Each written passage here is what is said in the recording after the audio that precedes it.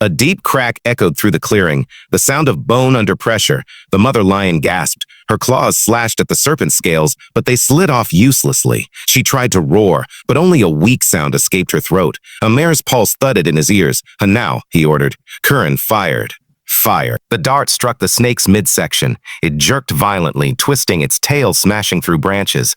Leaves exploded into the air. The lion rolled free, dragging herself toward the cubs. The snake turned, its massive head rising toward the humans. Its black eyes gleamed with fury. "Second dart, promontis evenima," Immerse shouted. Layla stepped forward, aiming steady despite her shaking arms. She fired. Another dart hit near the neck. The python lunged. The ground seemed to move beneath them as its body whipped through the ferns. Immerse leapt aside, pulling Curran down with him.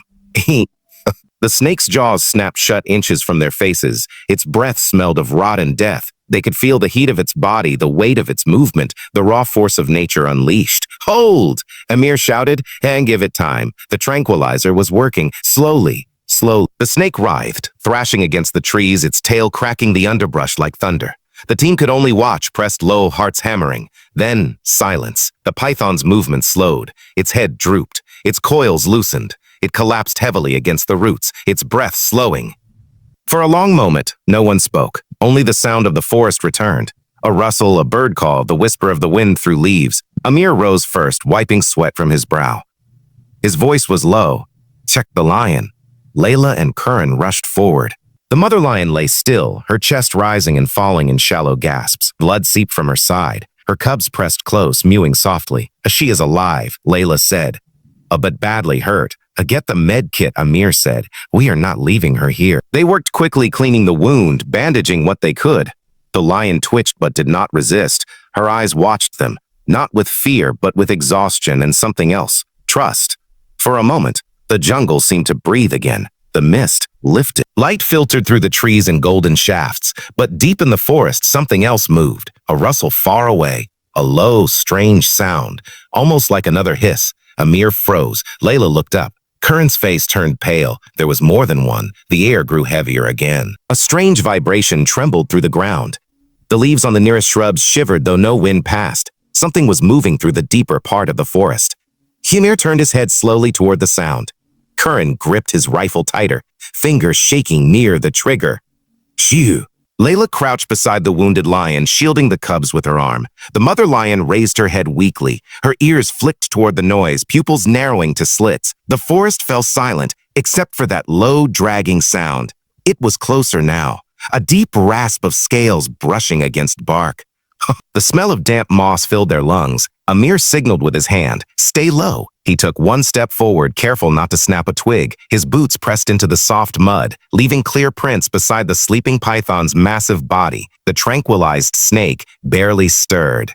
But this new sound, it came from beyond the fallen cedar. He leaned around the trunk and froze. Another python, smaller than the first, but still monstrous. Its head rose above the ferns, tongue flicking, eyes bright and alert. It slid over the forest floor in slow, deliberate following the scent of blood, the scent of the lion. Layla whispered, "How many are there?" Immerse did not answer. His throat was dry. His mind raced through what little he knew about these creatures.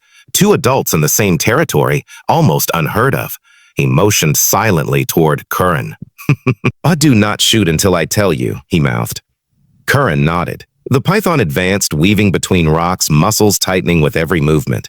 Its body left long, dark streaks on the wet soil. Each inch forward made the earth seem to breathe with it. The mother lion let out a faint growl, deep and trembling. Her cubs pressed closer beneath her legs. Immerse stepped sideways, trying to draw the serpent's attention. He picked up a stick and threw it across the clearing. The sound cracked through the air. The snake turned its head sharply. Its gaze locked on him. For a moment, everything stopped. Even the birds, even the wind. Then the python lunged. A blur of green and gold shot toward Immerse, fangs bared. He rolled aside, the jaws snapping shut where he had stood. The impact crushed a clump of ferns into the mud. "A fire!" Immerse shouted. Curran fired the tranquilizer. The dart hit, but the snake hardly slowed. It twisted, coiling around a tree trunk, eyes burning with fury. Its tail whipped across the clearing, smashing against Immerse's leg.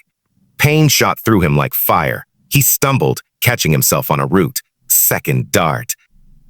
He yelled. Layla fired, aiming for the neck. The dart struck deep. The python hissed violently, body thrashing in wide arcs. Mud splattered across their faces. Branches cracked. The forest roared with movement. The mother lion tried to rise again, instinct burning in her eyes.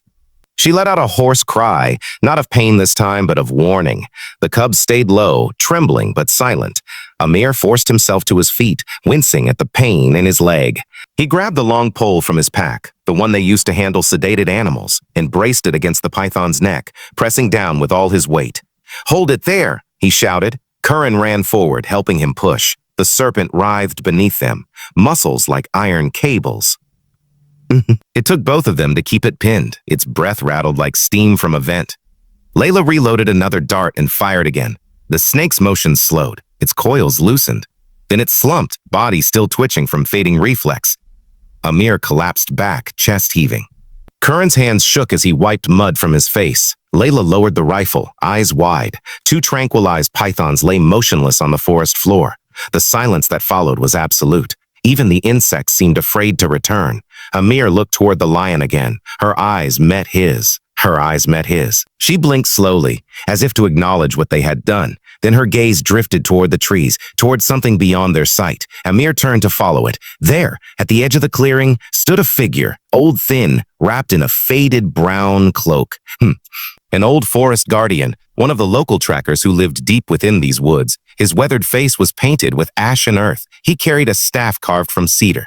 Without a word, he stepped closer, eyes studying the scene. The wounded lion, the sleeping pythons, the exhausted rescuers. He spoke in a low voice, each word heavy with meaning. "These snakes do not hunt alone," he said. "When one falls, the other calls." Amir frowned. "What do you mean?" The old man pointed toward the northern slope. "Their nest," he said. "You are near it." The words sank into Amir's chest like stones. He looked down at the two enormous bodies stretched across the forest floor.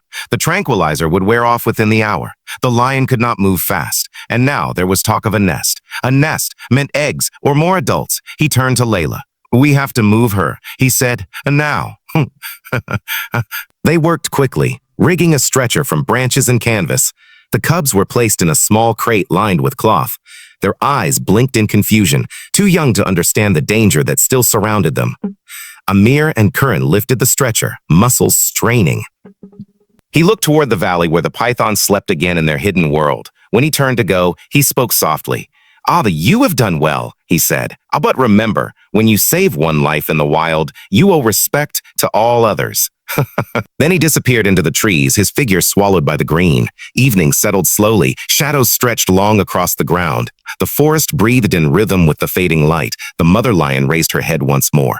Her eyes met Amir's, golden, deep, alive. No fear now, only understanding.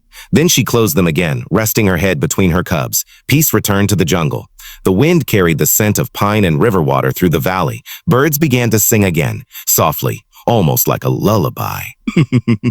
And somewhere far below, the sleeping python stirred only once, sliding deeper into the earth, where the forest would keep its ancient secrets.